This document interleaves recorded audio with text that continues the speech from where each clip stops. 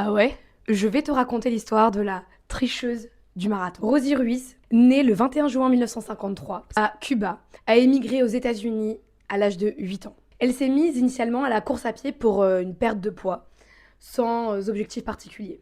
C'est en 1979 où aurait commencé sa supercherie. Elle aurait terminé en troisième position du marathon de New York, avec un temps de 2h56 et 29 secondes. Plusieurs spectateurs disent l'avoir vue prendre le métro avant d'arriver à la ligne d'arrivée.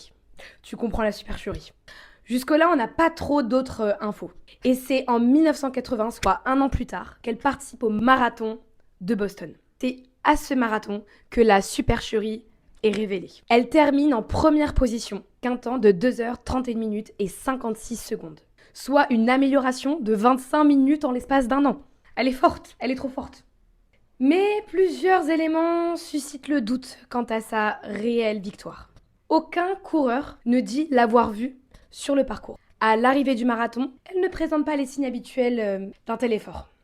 Et elle ne répond à aucune question technique sur sa course. On se pose alors des questions quant à la véracité de sa performance. Une nouvelle fois.